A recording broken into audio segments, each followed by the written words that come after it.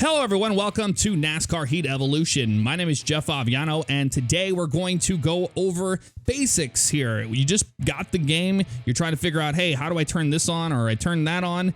I'm going to be here to show you exactly what that's all about, as well as explain some of the modes in NASCAR Heat Evolution. First things first, let's go down here into the options menu, and we are greeted with game settings, controls, visuals, sound, profile, icon, and legal. So let's start with the first things first, game settings. Right here is where you can turn that damage on. If you really want to see your car get beat up and banged up, this is the way to do it. You put it on full damage. If you want to, not have to worry about getting aero damage or, blowing the engines up or anything like that, you can go ahead and set that to no damage. You can even go with light damage, and light damage is a lot more forgiving in that sense. In the session settings, this is where we can change how we want each of these settings to go. So we have race mode, championship mode, and career mode. In the race mode, we have right now set to practice, qualify, and race. That's a full practice session. That's a full qualify session of round out elimination style and then the race. However, if you want to get out there quicker, you can do quick qualify, or you can do qualify and a race, or you can just skip it all together and go right into a race. You don't have to worry about skipping the sessions. The same can be done for everything else, like the championship mode and the career mode. Now we can hit the X button for advanced settings, and you're greeted with the driving experience screen. Now here is where you can change the physics and the transmission of the car. I drive with simulation physics. That makes the car a lot more realistic, meaning that it moves around when you're back into the throttle. You have to wrestle it just like you would a real car. Not to mention, when you get into the grass, the car gets really squirrely on you. But if it's way too much right out of the gate, go with the physics on normal. It's a lot easier, especially if you're on a gamepad and you're not using a wheel. It will be a much more forgiving experience. And next we have the transmission. Now with the transmission, I have mine set in manual mode, but if you're new to the game, you might want to set it to automatic. What that will do is it'll automatically change the gears for you. A stock car has 4 gears, and even though it seems like just not that many gears to worry about, you'd be really surprised on restarts just how important it really is. By changing it to manual mode, you have control over each individual gear, and you'll be able to really nail your restarts. Next up, we have the controls menu, and we're going to go into that right now. I have my wheel plugged in, my Logitech G27, so that's why that's popping up as that. This is where I can change the rotation range of the wheel. Mine is at 900 in the Logitech Profiler and in this, so that's why I have it set at 900. But if you have a controller plugged in, you still see some of these options here. You have steering sensitivity, brake sensitivity, throttle sensitivity, force feedback strength, and all that good stuff, and impact effects. You can change the type of shifter you have, being a paddle shifter or a H shifter itself, like on the G27. And you can turn on or off the clutch. One of the neat parts of this menu is that you can hit X to test the sensitivity and know, like if I turn the steering to the right or the left, just how much it's doing. Same with the throttle, same with the brake, and as well as just to have a general idea of what you mess with in the settings based off of what you're actually seeing. Next is visuals, and this is where we can make the game look oh so pretty if we wanted to. So here I have the resolution set at 1920 by 1080. Full screen is on. Yes, VSync is on, and that helps the screen tearing issue. If it tries to run at a higher frame rate than 60 frames, you have screen tearing issues. You can adjust the VSync as you see fit there. You can do whatever monitor that you want this to be on. You can change the quality to custom. Mine's on custom. You can just have a medium low if you're having issues running the game, but I keep it on custom. I have anti-aliasing on. Bloom, I have that turned off. You can turn it on if you like that pretty bloom of the lights at night and whatnot. You have lens flare, you can turn that on and off. You have replay depth of field. If you like the depth of field effects of having a little bit of blur in the background or something during the replay, you can turn that on or off. Shadow quality, you can turn that higher or lower. By bringing it down, it's going to help your frames per second if you're having issues with that. And you have sun rays on or off. Once you have everything done and you're happy with it, you accept that and you're good to go.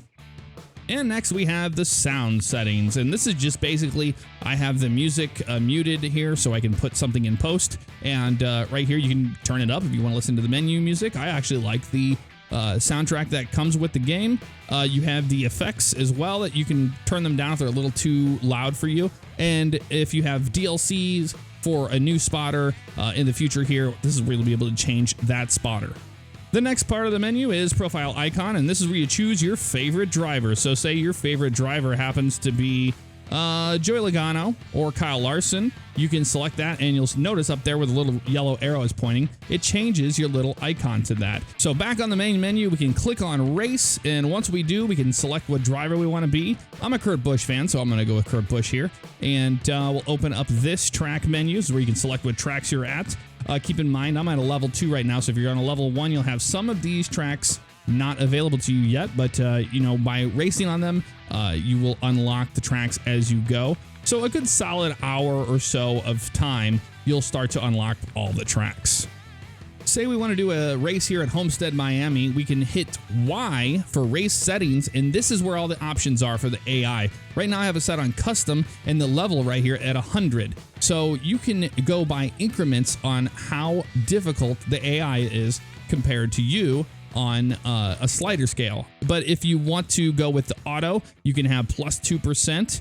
You can just do straight auto or auto negative 2%. What that does is it allows the AI to see how fast you're out there on the track, and they will adjust according to you. We have race length, and that just is pretty self-explanatory. A lot of people want to get out there and just do a couple laps. You want to do a short season or whatnot. But when you do that, you don't have the flags available to you. You don't have tire wear, any of that stuff. You'll notice how it's grayed out down there. We can't even go down there.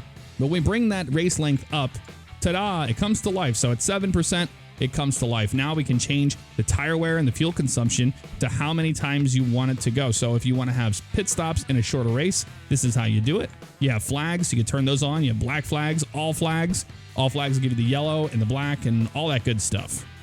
Next up, we have the challenges menu right here. And I have 0 to 3 completed because I have not done any of these in my profile here. And the 0 to 3 to complete right here. There's more to be unlocked, but these are the first ones. So if we say, hey, we want to do the one that Brad is telling us right here. Hey, 5 laps to go at Auto Club Speedway, notorious for fast 3 and 4 wide racing. See if you can thread the needle through the pack like I did and make it to the front. These are fun little challenges to try to get you to be able to do things that really happened in the real world out here in the game. Race is going green.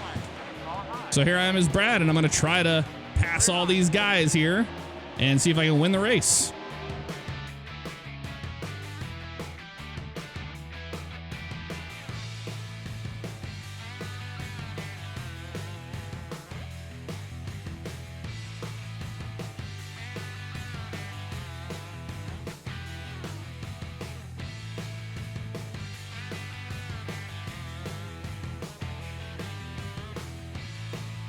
Coming off the final corner here, and we have this one in the bag.